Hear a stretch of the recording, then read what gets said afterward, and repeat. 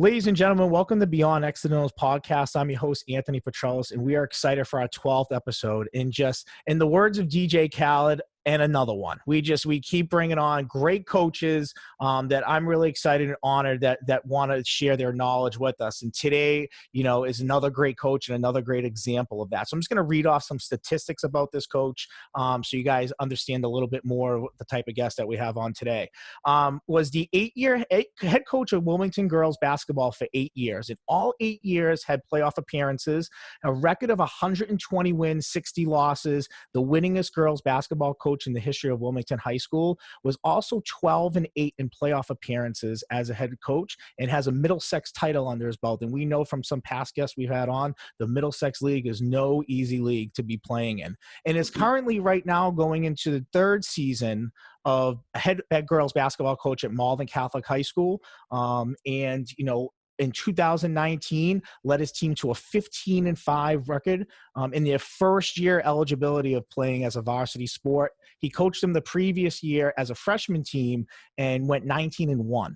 Very impressive. In coaching credentials from 2019, we have Boston Globe Division IV Coach of the Year. We have our MIAA Coach of the Year in 2019 for girls basketball, and the Massachusetts Basketball Coaches Association Coach of the Year in 2019. So someone who knows the game well, has coached the game very well for a long period of time, and has done it in multiple places. Ladies and gentlemen, today's guest, Jay Keane from Malden Catholic High School. Hey, Anthony, how you doing? Good. I feel like I might have missed it. Did you walk on water last year too? Was that in the resume that I missed? That intro, I just feel old. That's what. Well, as I said, it's an honor to have you on here today. And I know we got to speak earlier in the week, and just getting to know you has been awesome. And I'm really looking forward to hearing more today. So I'm just going to kind of ask you the general question that I ask most coaches that come on here. Talk about how you got started into coaching and where your coaching career really began. After high school, I really wasn't heading towards college. It wasn't my thing. I went right to work. But I helped out Jim McCune, who's a Hall of Fame coach. He just started out at St. Clement's, and I was just pretty much helping out to get in the gym, I'd do the book. I'd help them with practices. I'd read the lineups, whatever they needed just to stay involved. And working with Jim, I certainly learned a lot about coaching. He's definitely a mentor and someone that's really taught me a lot. That's awesome. So you started off as an assistant coach. And how many years were you an assistant coach before you kind of made that run into becoming or wanting to become a head coach? Well, when Jim left St. Clement's late 80s, he went up to Wilmington High School. Shortly after that, I had gotten married, and my wife and I moved up to Wilmington. So he was looking for a freshman coach. I'm like, sure, here I am. And so I started coaching the freshmen for Jim. At the time, they were in the Merrimack Valley, really, really tough league. They're making the switch over to the Cape Ann League, and the girls' job opened up. I didn't get it, and a few years later, it opened up again, and that's when they hired me.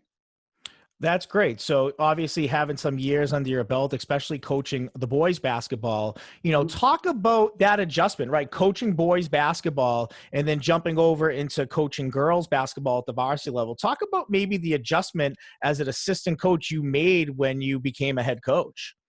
One of the big differences, I think, when you take over a whole program, which is all three levels, is it's a big responsibility and it's a lot of work.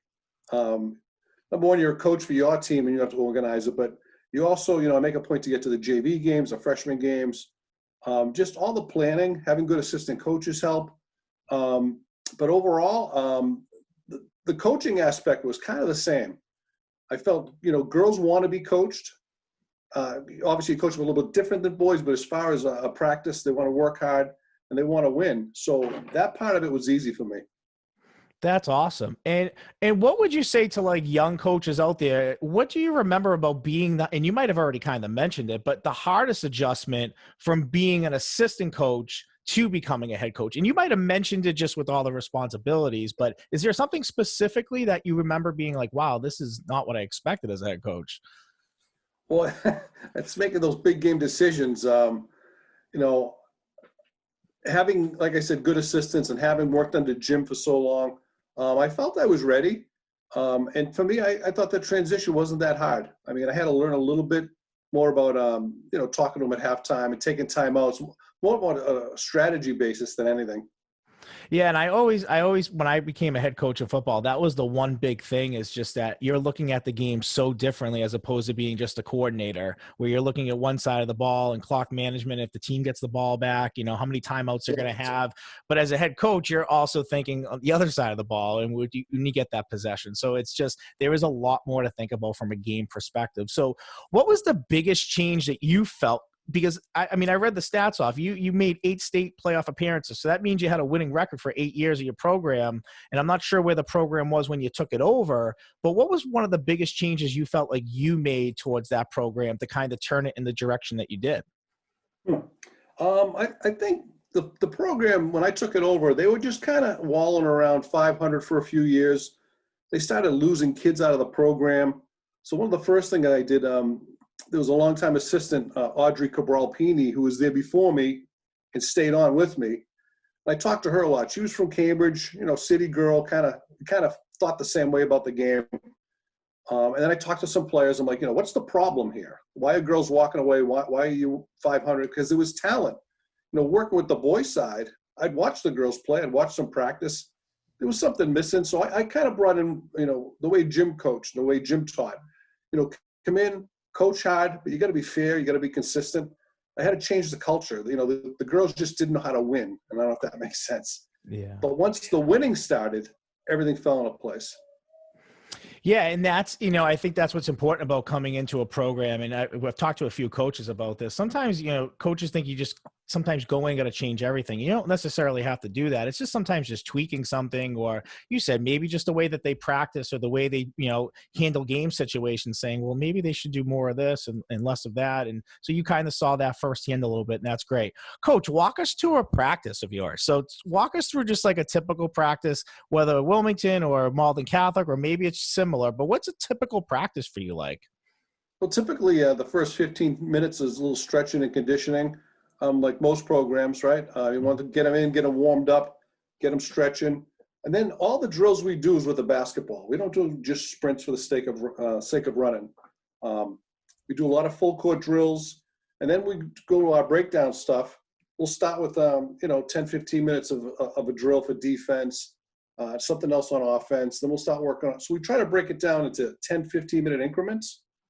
And what I found is you talk about being a new coach is, one of the things I did wrong early was if something wasn't going right, I'd stick with it. And I found out I was wasting the practice, because if they're not going to get it in the time allotted, come back to it the next day. Give it a fresh look, because the kids get frustrated too. So we would move on, and I think the practices they're cleaner, they work faster, the kids enjoy them more.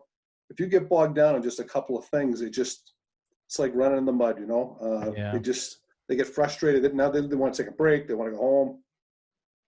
And how much scenario? I mean, I live in the football world, so it's one game a week. You have a whole week to prep it. In basketball, there's probably a quick turnaround of either back-to-backs or possibly just every other night.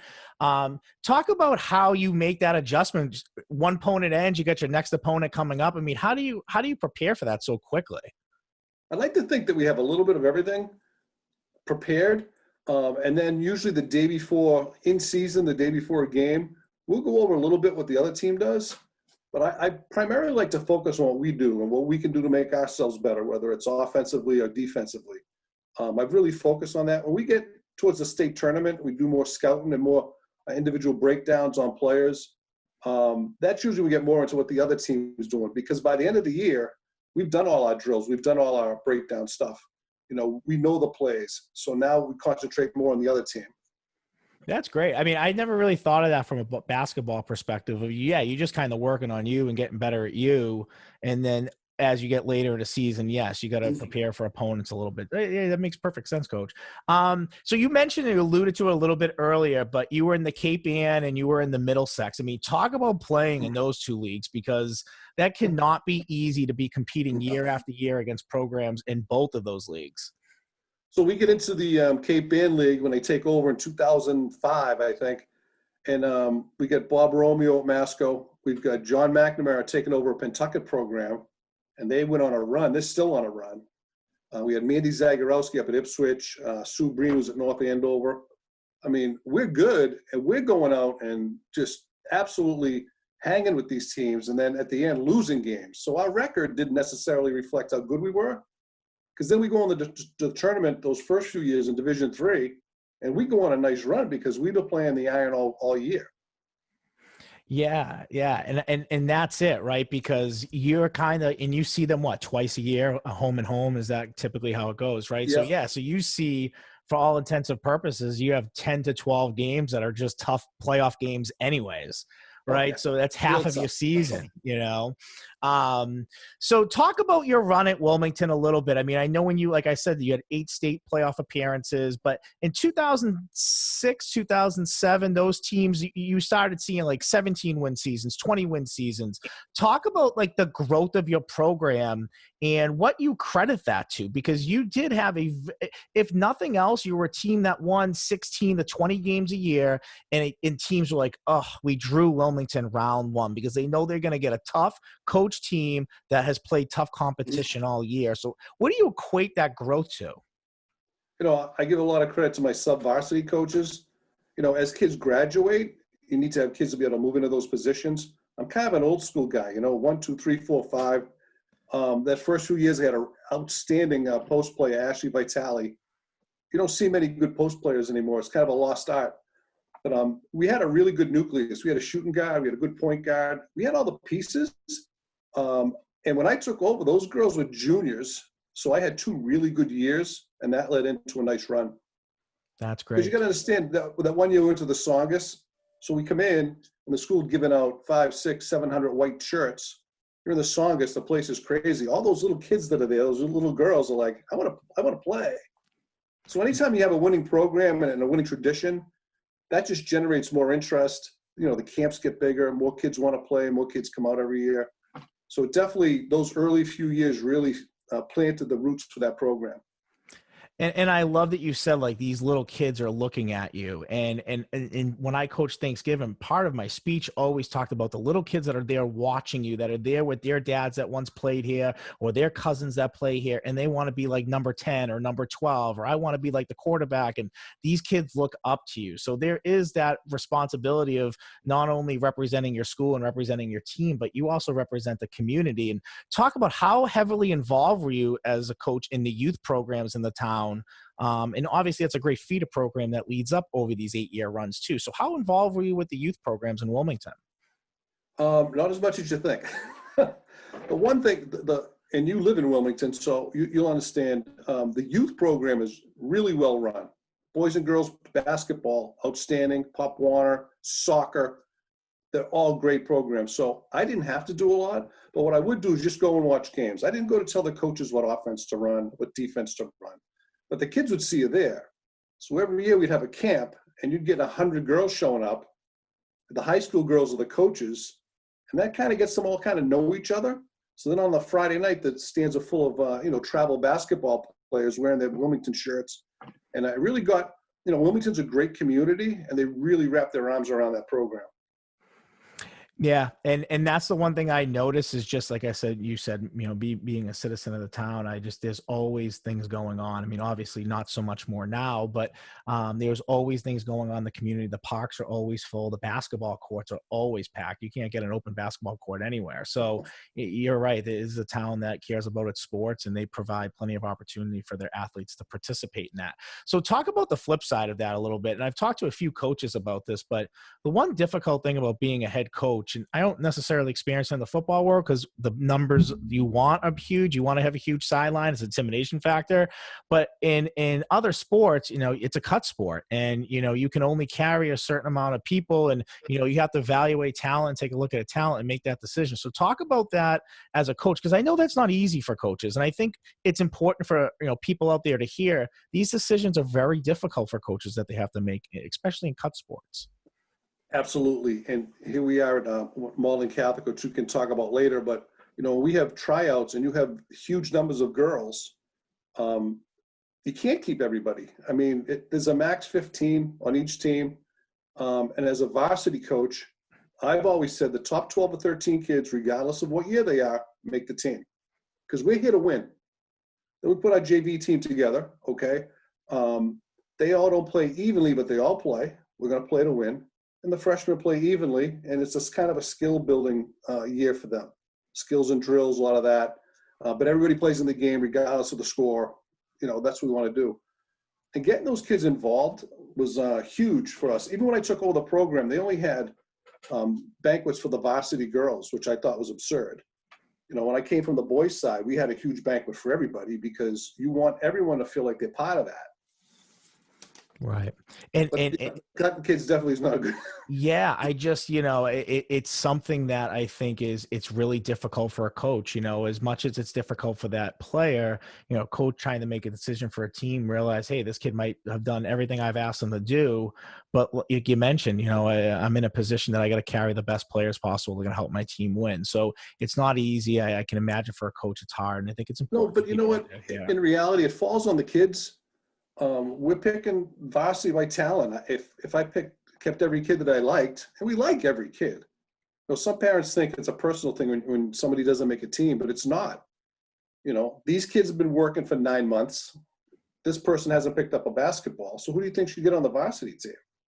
And we don't want to, if we can keep somebody and offer them a position on a different team, then it would be up to them to not play if they didn't like the situation. Yeah. And like you said, it's just, it's not an easy decision, and it's not personal. It's not a personal decision, No, at all. It's as coaches, we get judged for wins and losses, unfortunately, more than anything. So you have to try to put the best product out there year after year. I agree. So I know you had such a great run in Wilmington. It was, you lived in the town, you were very invested, yourself with your family. Talk about after the 2013 season, you made a decision to kind of step away from coaching for a little bit. So what kind of went into that decision making for you that you thought at the time, I think right now basketball is not in the cards for me? I guess a lot of coaches say this when you have to leave and you call the kids in. It's a really tough conversation. I had 3 starters coming back. I had my 6th person coming back. I had a good team coming back. So that wasn't why I was leaving. I could have stayed. It's funny. You always want to stay for this other group of kids, but at some point it was time to move on. And I thought the program was in good shape. I had just gotten a promotion in work. My son was playing at Wilmington High. My daughter was playing in college. I owed them that time back, because you do need the support of your family. It's a long season, every season, so without their support, I couldn't have done what I liked, but they also deserve to have me at their games. Yeah. And I think you said it's not easy for any coach to have to do it. I know I had to do it myself, and it's not an easy conversation to have, especially, you had a good team coming back. So, the true reason was about family and living your life a little bit. And, so you were away from the game for a few years, but I know that in the process, you also a certified referee in basketball. So was reffing basketball kind of a thing that you started maybe chomping at the bit to get back at it a little bit? Or, talk about the process of being away from basketball and then maybe realizing, hey, I kind of want to get back into this a little bit. Well, I want to stay involved in the game somehow. And when you're a basketball official, you can block off days. So I'd block off every day I was working, and then I'd be available when I had free time. So it worked out really good. I started off at the freshman and JV level. I didn't really want to do the varsity games because I've sat on the other side of that. But it was good, and you do find yourself thinking as a coach sometimes, like, why are they running that? And they shouldn't be doing that. And it was fun to go back and forth with coaches. They're like, why'd you call that? I'm like, why'd you run that offense? Like, they've been beating you all night. But those are the kind of things that kind of like, oh man, I wish I could get back into coaching, but it had to be the right opportunity. Yeah. And talk about that, because I know when we spoke to each other, the year that you were looking to get back into it, I know you went to North Reading for a year as an assistant on the varsity boys, correct? Right? Was that where you went? Varsity girls. Okay. Yeah. So, you went a year there, and obviously you were reffing, right? And that maybe kind of got you back into it. And then you sat on the bench as an assistant. Did it start coming back there being like, okay, I kind of want my own program. I kind of want to run things my own way again. Like, was that the kind of tipping point for you that you wanted to get back into it? Yeah, it's funny. So at North Reading at the time is Coach Bob Malillo, Somerville guy, longtime coach, Hall of Famer. He'd go into halftime and he'd give his speech, and he'd look at me, he goes, you want to add anything? I'm like, no, you just said everything I would say. Like, I'm kind of on that coaching tree with Bob Malillo, Jim McCune, as you go down the road. those are the guys I've learned from. So we all kind of think the same way. Yeah.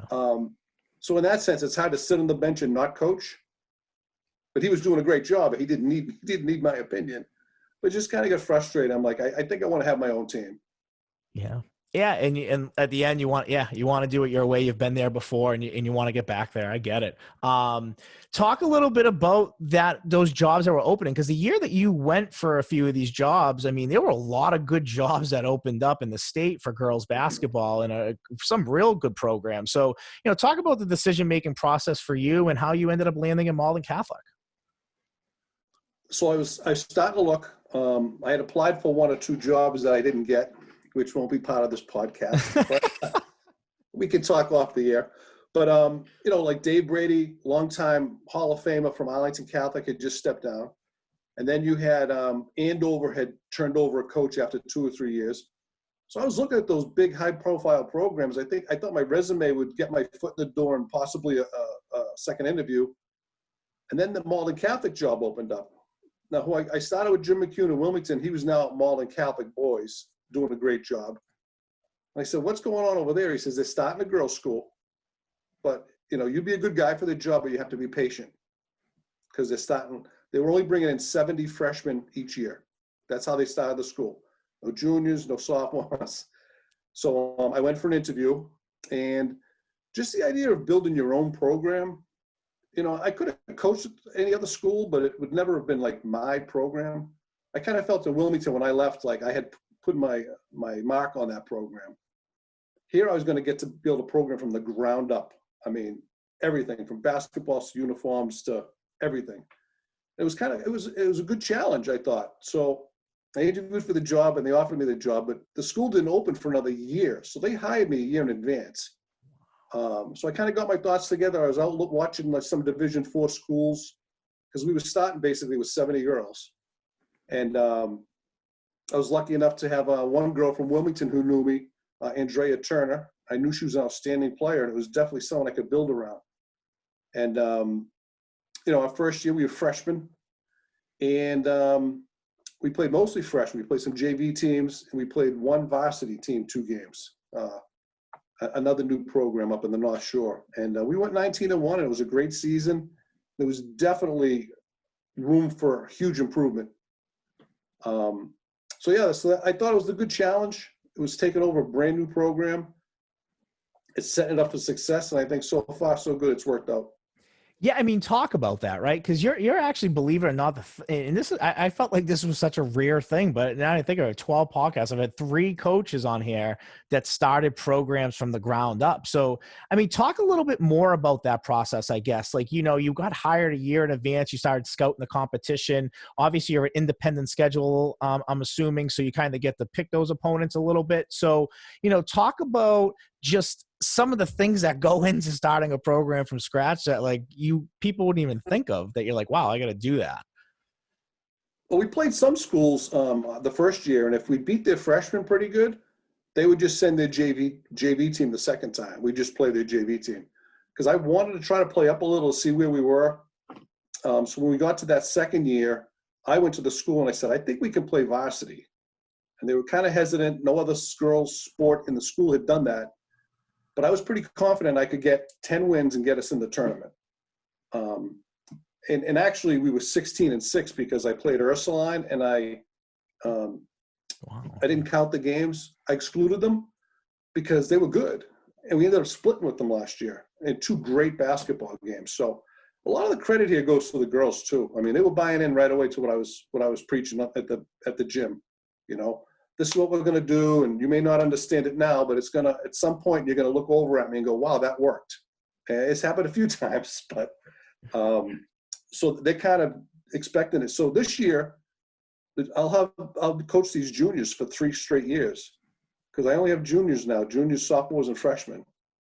So we're kind of setting ourselves up to be on a nice little run like we had in Wilmington. Yeah, and that's awesome. And like you said, it's just special because you started it, right? So you kind of made your schedule. You took the chance of really jumping up. I mean, you jumping into varsity. I mean, you at that point now only have sophomores and freshmen basically playing for you. So you made a great run with underclassmen. And like you said, you have the future to build around. Talk about that first year of success, 19-1. I know, yes, you played a mostly freshman schedule, but you did play JV teams. You even said you played a few varsity teams that were starting up their own programs. Talk about that first offseason now. Now the buzz is out. You want to play in varsity level. Talk about maybe some of the talent all of a sudden that might want to come to you that you maybe didn't think was going to be, available or even a thought the year before that. So after that first freshman year, we go up and we play summer league up in Danvers, and we're playing all those Northeast Conference teams, and we're winning some games. I mean, some of the teams were down, some were up. We took our beatings a couple of nights, but you know what? We made it to the second round of their playoffs in our first summer league playing the varsity teams. That following fall, we ran our own CYO tournament because there was a tournament out there lingering around that had no home. I said, well, we'll host you. We had about 14 CYO teams from around the region come in, 6th, 7th, and 8th graders. And it just opens the door to them walking in the building and saying, oh, I've never been here before. And some schools didn't know we had a girls program. Right. So part of it was I had to sell at least the fact that athletically that Malden Catholic's girls basketball is going to be something special. The school itself, when they come for their tours and, their shadow days, the kids love it. When the girls come into school, they absolutely love it. Yeah, and what I found so great is, like you said, there's still people when I mention like you as my guest tonight, they're like, wait, Malden Catholic has girls in their school? Like, there's still people that don't know that, So you're absolutely right about that. So selling it and getting them to say, yeah, not only do we have a program, we have a pretty good program. We're about to, make a run here in D4. So talk, and I know every coach has kind of really been affected by this, but you have such a great season, and now you're coming into this season and COVID hits. So talk about how this has affected your off season in getting ready. I know there's been a lot clear that now you guys will be playing, I think December 14th, if I read right, or somewhere in that area. Well, schools are starting at different times. Malden Catholic, we're going to start doing tryouts, hopefully December 14th. Okay. That's great. So, talk about how COVID has really affected your off season going into the season. Was kind of the great unknown. I mean, I went from having a full 20-game schedule within the last week. I went down to 4 teams. I got it up to 8. Now I'm back down to 6. Because as things change, some schools are going all remote. Some schools are hybrid and don't want to play. And I get that. We didn't have a summer league. So it's really hard because, it's an opportunity for the girls to increase their time together as a team. There are a lot of kids now that play AAU, so I know they're in the gym working, but not everybody does. And, stuff like that shows up at tryouts. Get back to what we talked about earlier. I'll know the first day who worked and who didn't. Yeah. And you had mentioned to me when we had talked before that, your school has been very supportive of you and very supportive of this program. Talk about the influence that Malden Catholic and, specifically the athletic department has had on really backing you guys into growing into a big program, because I think ADs are just so important, and the right AD just knows what they're doing and can really build up their sports program. So talk about how much support you have gotten from your AD and from your school really since day one. It's been outstanding. Obviously it's a big change. You had an all-boys school for decades. And all of a sudden they decide to do a co-divisional model. So co-divisional is the boys have one side of the school, the girls have the other. It's not co-ed. So the girls have all female academics, and they really focus on leadership and things like that. It's an outstanding academic program. So the big change was the boys accepting the girls into the building, I would think. But as far as the administration, we have a new AD over there, Bill Raycraft, outstanding guy. Even the first year for freshmen, I said, well, just get us some reversibles. They're like, no, you're getting varsity uniforms. Like, no, we're going to walk into a gym and people are going to say, hey, look at Malden Catholic, looks pretty good, And I was a big supporter of that because I always feel, what boys get, girls get.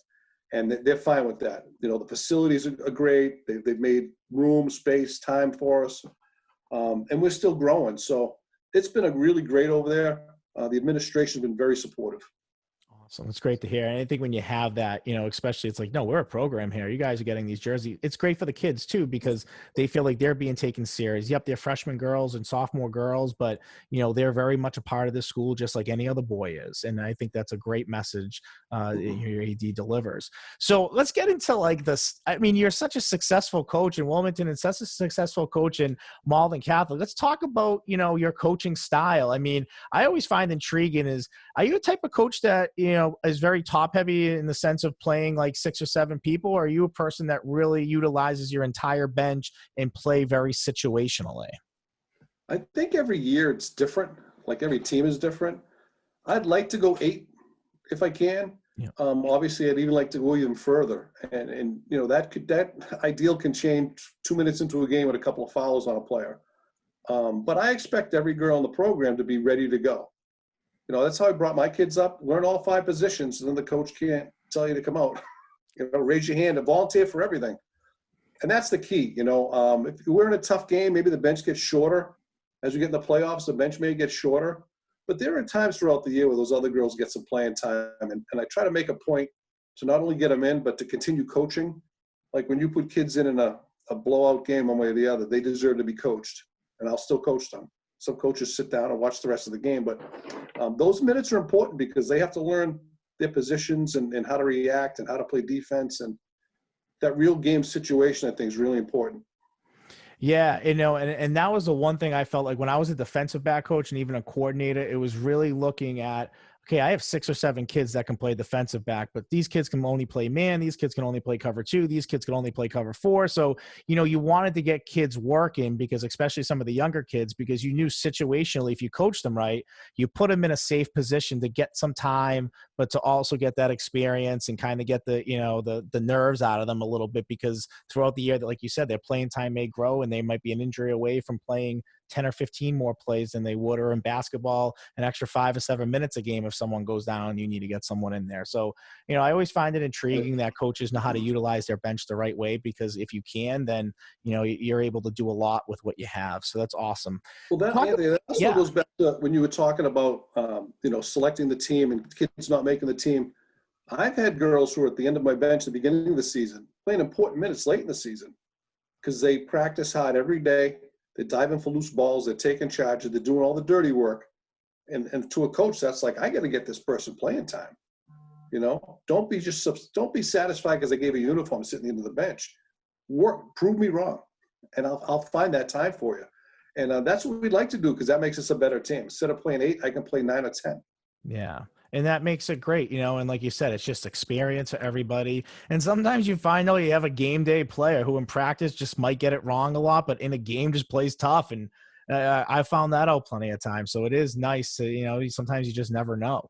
And I know other schools might be doing this, but I thought it was really cool when we chatted a little bit. I know you mentioned Malden Catholic was talking about, for the basketball games or sporting events that are in the gym, looking into maybe possibly putting in cameras or things like that so people can live stream that. Talk about how important that is to your program, because, you are going into all intents and purposes your 3rd year, but your 2nd year competing like in a varsity schedule. So talk about how important that is, that your team still has the ability to be seen and get exposure. Well, I think it's huge. Obviously the parents want to cheer for their kid and hopefully cheer for the whole team. So not being able to do that, especially when you have the younger kids, they haven't had a lot of that exposure time. I think that's really important. And I think parents hopefully can understand that, whether it's limited parents or no parents or fans. I know some schools, including Malden Catholic, are looking into putting in cameras so they can watch the games, which I think would be great. Because, we all support our kids and our team. So, I know as a parent, I wouldn't want to have to sit at home and watch my kid play the game, but these are unprecedented times we're in. Yeah. And I think it's great that schools are making that adjustment, because at the end of the day, you still have kids that are being recruited by colleges. You still have, coaches out there that are really trying to build their programs up. So having a year of not being seen That's tough. And I think, that schools doing that or trying to figure that out, everybody's trying to adjust in these times. And, I give schools a lot of credit that are looking into doing that, because I think that's great for their athletes. That's great for their Mhm. exposure, but it's great for their schools. I mean, you can, Absolutely. and that leads me into that last point. I mean, how I found you, Jay, was really in the Twitter world, and that's how we kind of first connected to get you on the show. And then we found out that we have a million mutual people in common with each other, which has been great. But talk about the world of social media, because I know you and your program are very heavy on it, but talk about how that helps, especially in your case, a young up and coming program that just started from the ground 2 years ago. This is social media, right? Yeah, I would say it is. Right. One of the things that happened early on is we went on a nice little run where we were winning games, and Greg Levinsky from the Globe reached out. He said, "Hey, we'd like to do a story on your team." And he came out to a game and he was like, "Wow, you guys are only freshmen and sophomores. I can't believe this." And he wrote a really nice article. And I'm at the point now, and the school's at the point where we need to promote ourselves, because as we both said earlier, some people don't even know, hopefully they do now, but Malden Catholic has a girls team. Like, they didn't know. Right. So through social media and, positive tweets and responses to tweets, and you follow a kid and the kid follows you, and, it's another way of them knowing more about the program. And just like this, this is definitely a way for people to know me. Right. And I think it's just, to me, I just find it so fascinating. And then I, kind of doing research in some programs that I really follow. Then I start looking at their records and I'm like, man, there's such a correlation here. Like, they keep up with their social media. They're constantly on everything. And on top of it, they're a pretty successful program. So they're getting what their product is out there on social media. And every coach just raves about, Twitter, Instagram, getting their stuff out there and letting other kids see. Specifically in your case, working at Malden Catholic, it's not like you have a public feeder program. Every year you're getting new kids, and part of that is you're trying to get kids to come to you. Right. And, living in Wilmington, I know you've met Jamie Pote or spoke to Jamie. Before social media, that was how we promoted our program. He would come to every home game and he'd sit down and talk to one player and he'd ask questions. And, that following Thursday, all the kids want to see their names in the paper. And we always made a point to make sure that we didn't miss anybody. Anytime we did a preseason preview, we'd go back and forth on names. But that was how we promoted it. But within the town, small town like Wilmington, really community-based, it was easy for us to promote the program. In Malden, most kids are from someplace else. So having social media and having, I'll even travel to play some games just to get our brand out there, because, we are new, but I think after last season, I don't think we're going to sneak up on anybody anytime soon. Yeah. And you mentioned Jamie's a great guy. He gave me, as soon as he heard I had you on the show, he was, he couldn't say enough great things about you, and, had some information he wanted to give me about you and articles he wrote about you. So I learned a lot about you through him. So it's funny you said that. But he does a lot for the town, though. I mean, it's got to be hard when you're covering so many sports and it's a small town newspaper, and but he does a great job, and he makes sure that the kids really are the highlights of the stories. Yeah, he does. No, you're absolutely right. He does. I've been reading a lot of his stuff. You're absolutely right. Talk about, you said a million great things today. So, I've been taking notes, but talk about your advice to young coaches. Someone who's looking to get into the world of coaching, whether it's basketball or somewhere in high school sports, talk about the advice you would give them, not only as an assistant, but if they ever look to make that leap into becoming a head coach at some point. I would say some of the things I mentioned earlier about being prepared for practices. Some of the advice I got early on was, teach what you know. Don't try to go in and reinvent the wheel. If you're comfortable with a certain offense, start there. If you're comfortable teaching a certain defense, start there. Keep it simple to start, and then you can build your program out. If you go in all at once, the kids, their eyes will be spinning, and then you get lost yourself. And that's why I said earlier with the practice plan. Go in with a written down practice plan, have your times ready, have your breaks written in there. If you're prepared every day, the practices will go smoother and the kids will be more prepared, and then hopefully game time, everything falls into place. That's awesome. And the last question, I ask all my guests this, and you kind of hinted upon it earlier with your own kids when you talked about that decision from stepping away from Wilmington basketball. Talk about the sacrifice that goes into being a head coach. You've done it really well in the town that you lived in, which is great, but you've also done it really well building a program from scratch. all of that requires time, and time away from your family and time away from your life, and really committing to off season and really committing to, your program. So talk about the sacrifices that coaches make, that people just don't realize or get. Well, a very understanding wife. No, my wife, Christine's fantastic. We're basketball people. Both my kids played. Like I said, my daughter played in college. So we've been around the game a long time. And so she was at almost all my games. She comes scouting with me. And like I said, she enjoys it. So it makes it easier on me, because it certainly is a big commitment, especially if you have smaller kids. Like, there's a lot of time away from home. I mean, all those years in Wilmington, we went to the playoffs. You're talking several extra weeks. So we might be getting prepared in November, and next thing you know, it's March. So Right. it could be a long winter.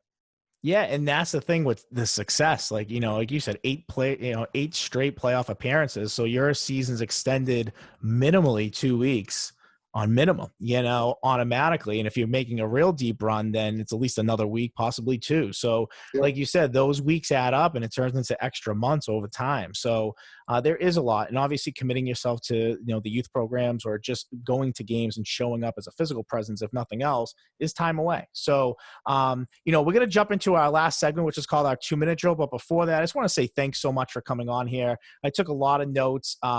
And I'm a big MC girls basketball fan. I can't wait till, you guys are streaming games, and, I would love to get a link and get on there and watch you and see you coach. I think you're a great guy, great coach, and we're really lucky to have you on here today.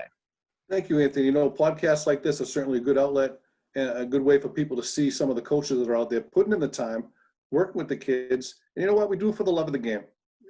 We love the game. We want to stay involved. We want to help kids. That's most of the coaches I know. Yeah. And same with me. Yeah.